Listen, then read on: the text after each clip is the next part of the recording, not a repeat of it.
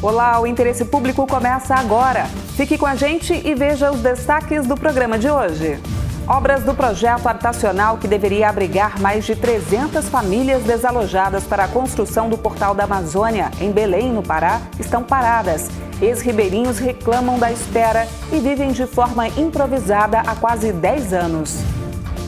E ainda, a Procuradora da República na Paraíba, Cássia Suassuna, comenta os bons resultados e o trabalho conjunto do MPF, da Polícia Federal e do INSS na Operação Fanes, de combate a crimes contra a Previdência Social. E veja também, em Maricá, no Rio de Janeiro, a construção de um terminal portuário ameaça um patrimônio cultural e arqueológico com mais de 7.000 anos. O MPF busca impedir alterações no local. Essas e outras notícias você acompanha agora aqui no Interesse Público, um programa do Ministério Público Federal.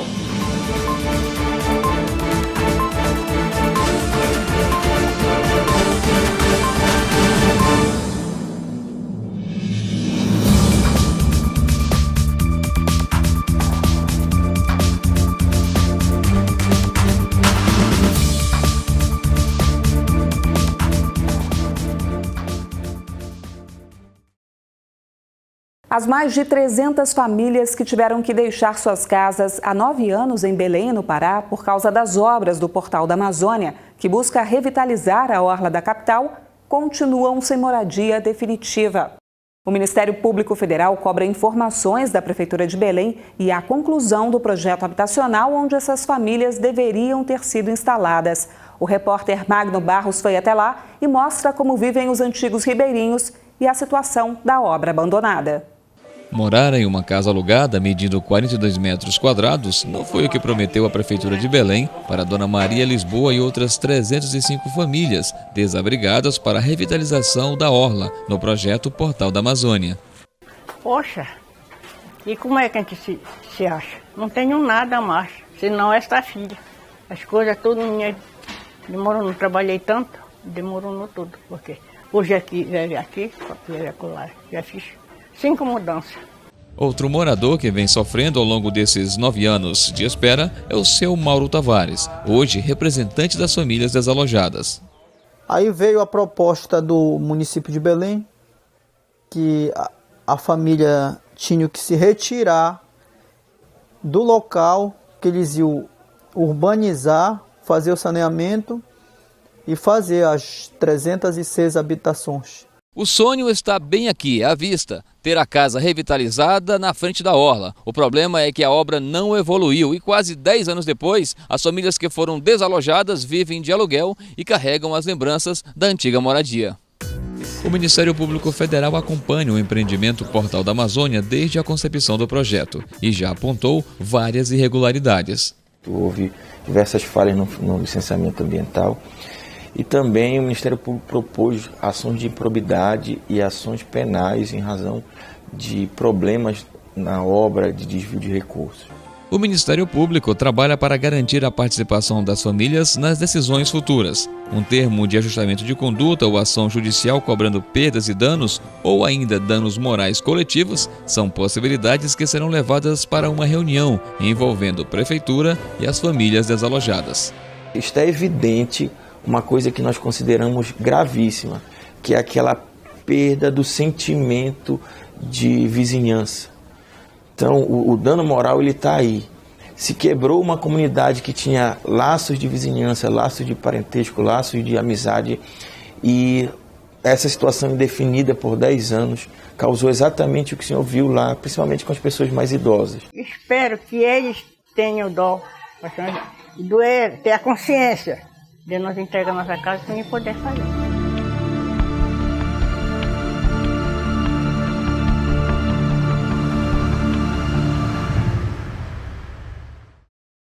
Mais de 600 milhões de dólares de origem ilícita enviados ao exterior devem ser recuperados. As informações com o repórter Augusto Viana.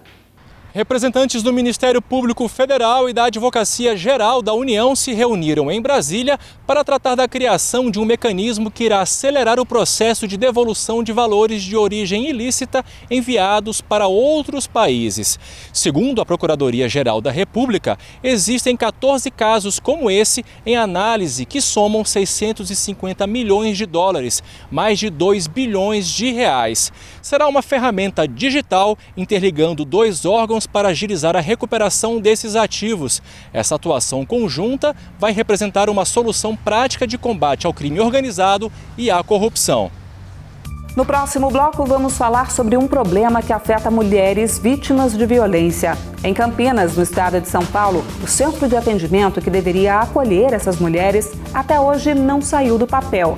Sabe qual era o prazo de conclusão dessa obra? 2002. Isso mesmo, você não ouviu errado não. Há 16 anos. Os detalhes daqui a pouco. Até já.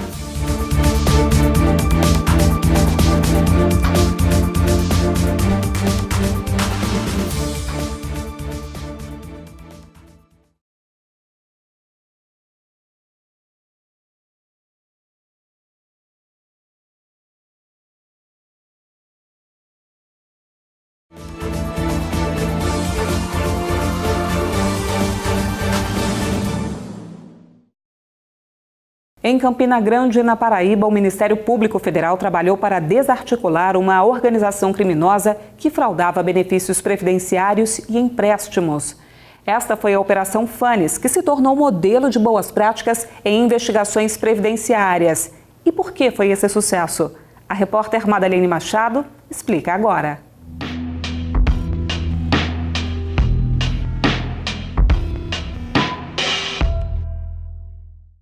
A Operação Fanes, que desarticulou a organização criminosa voltada à prática de fraudes em benefícios previdenciários e empréstimos, pode ser considerada um modelo de boas práticas para investigações.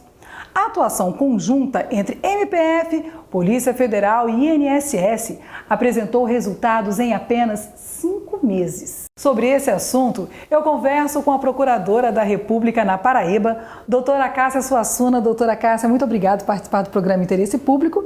E eu já começo perguntando sobre os resultados da operação. A Operação Fanes, sem dúvida nenhuma, ela teve como principal resultado a suspensão de 298 benefícios fraudulentos já na data da operação. Só para que possa compreender melhor, geralmente a determinação judicial é para que haja revisão de benefícios fraudulentos. Só que no caso da Operação Fanes, a prova documental estava tão robusta de que a fraude realmente existia, estava tão escancarada, que o juiz, já na data da operação, determinou a suspensão desses benefícios. E com essa decisão, foi possível evitar o prejuízo em torno de R$400 mil mês aos cofres públicos. E nós podemos falar que essa celeridade processual e a atuação conjuntas, elas foram consideradas um marco para essa operação? Sem dúvida, sem dúvida. O sucesso da Operação Fanes, ela é fruto da atuação conjunta do Ministério Público Federal, da Polícia Federal, do INSS e da hoje Coordenação de Inteligência Previdenciária, que é a antiga PGR, e da celeridade e eficiência do Poder Judiciário. E é claro que a gente fica sempre com aquela dúvida de valores. Os valores recuperados até agora, eles são considerados valores montantes altos? Se a gente pegar setembro de 2015 e trazer até a data de hoje, a gente já economizou, então, nem economizou, a gente evitou o prejuízo de mais de 11 milhões de reais. Agora, em relação aos bens apreendidos, já houve leilão e nós já tivemos uma venda superior a 1 milhão e alguma coisa. Então, você percebe que, na realidade, o que nós tivemos de maior êxito foi o prejuízo que foi evitado com a suspensão dos benefícios já na data da operação. Doutora, e falando de uma forma geral do trabalho do Ministério Público Federal, como tem sido essa atuação do Ministério para coibir esses crimes previdenciários? No caso de fraudes previdenciárias, existem reuniões periódicas com o INSS, com a Polícia Federal, buscando identificar medidas que podem ser trabalhadas para melhorar a investigação ou para detectar fraudes, para que evitem que elas ocorram. Existe como meta, como ação da ENCLA, no Programa Nacional de Capacitação, de combate à corrupção e lavagem, a iniciativa de programas de criação de capacitação para que os agentes públicos eles possam trocar informações, ter uma gestão de conhecimento para que, identificadas essas fraudes, a gente possa trabalhar com intensificação de tecnologia, um fluxo de conhecimento e uma integração entre os órgãos, buscando justamente essas medidas de prevenção. Doutora Cássia, parabéns pelo trabalho e obrigada por participar do programa Interesse Público. Obrigada.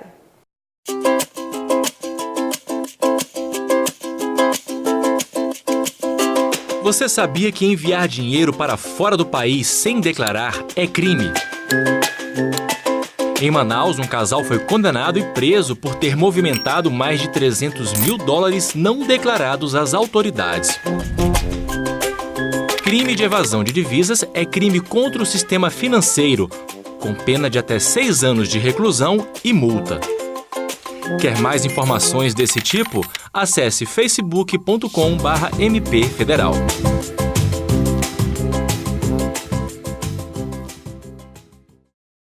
E o IP vai mostrar agora uma obra que deveria ter sido entregue em 2002. Isso mesmo, há 16 anos, em Campinas, no estado de São Paulo.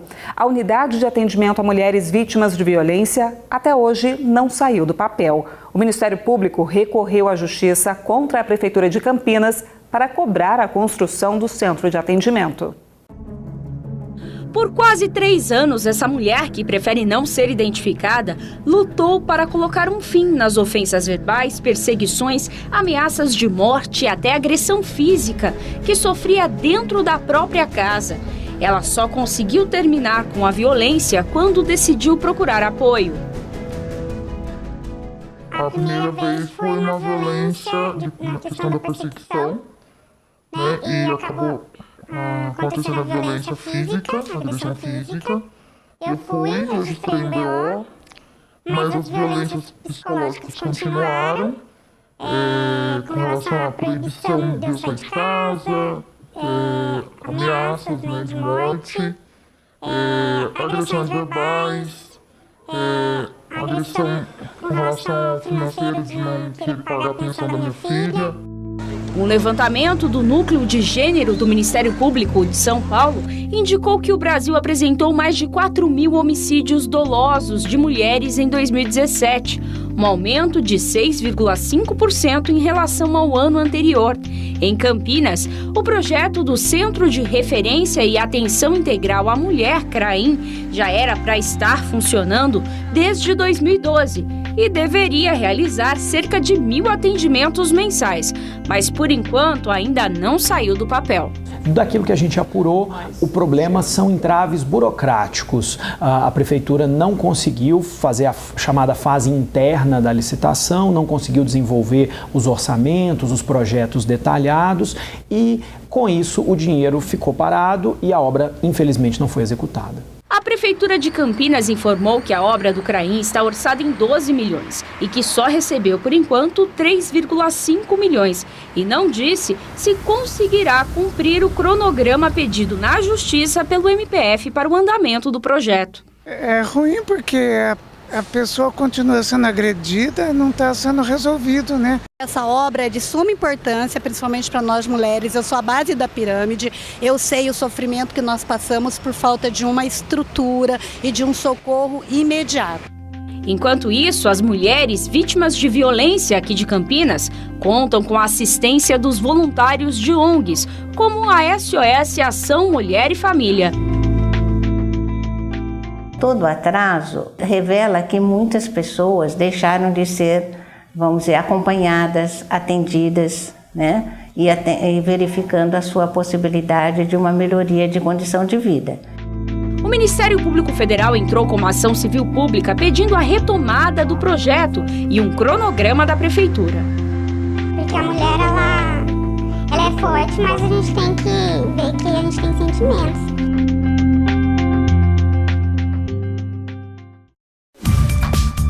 Um patrimônio cultural e arqueológico milenar está ameaçado no Rio de Janeiro. O MPF luta para preservar um conjunto de rochas com mais de 7.000 anos que pode ser afetado pela construção de um terminal portuário em Maricá. A reportagem completa você acompanha daqui a pouco, no próximo bloco. Até já!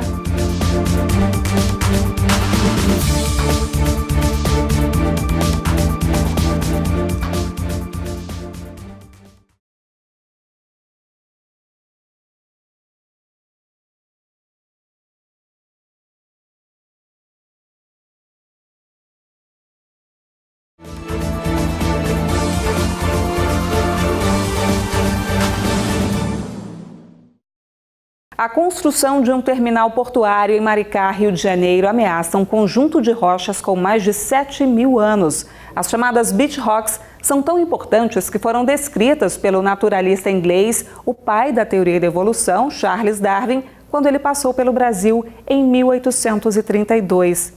Os Ministérios Públicos Estadual e Federal estão conseguindo na Justiça impedir que sejam feitas modificações no lugar, que é considerado patrimônio cultural e arqueológico.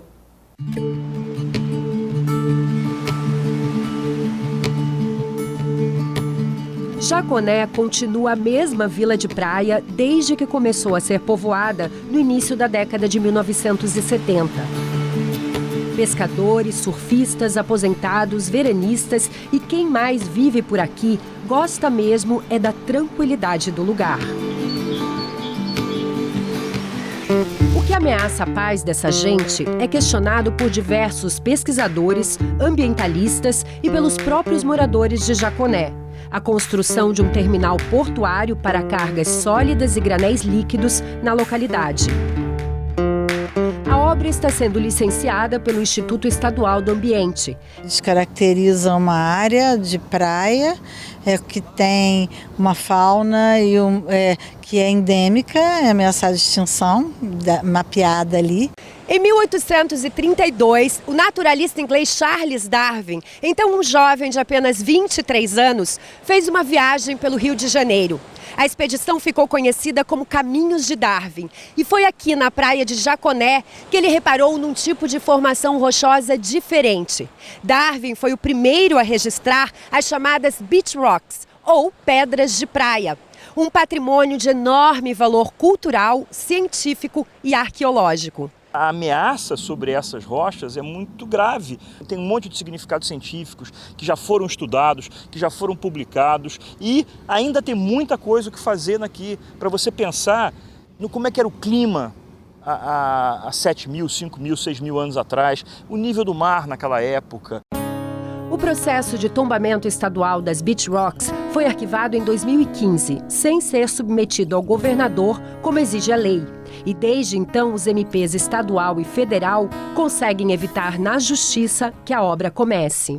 Há uma infinidade de impactos que não estão devidamente delimitados e por sua vez, em contrapartida a essa indefinição desses impactos, as medidas mitigadoras e compensatórias necessárias ao que deveria ser a identificação desse impacto também não estão corretamente definidas, o que impede nesse momento uma avaliação precisa sobre as condicionantes de uma licença ambiental pretendida. O Tribunal Regional Federal da 2ª Região manteve recentemente a liminar que protege provisoriamente esse conjunto de rochas e julgará em breve o recurso do Estado e do INEA. Uma vez que se retire ou se modifique, ainda que parcialmente, esse valor, nunca mais, esse dano vai ser irreversível e irreparável. Essas formações rochosas, elas podem ser alçadas, ganhar o status de patrimônio mundial da Unesco, o que seria também de grande importância para o Brasil.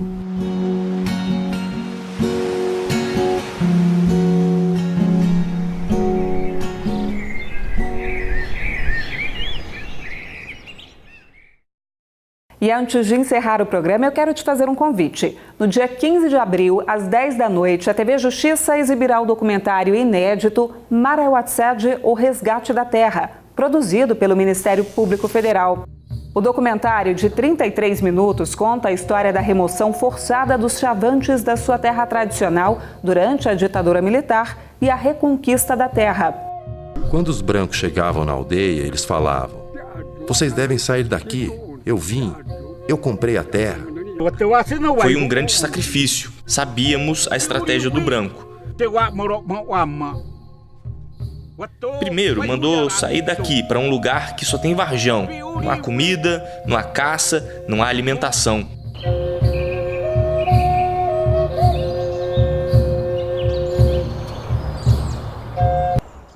E ainda sobre o tema, na próxima semana vamos falar sobre a atuação do MPF na proteção dos direitos dos povos indígenas.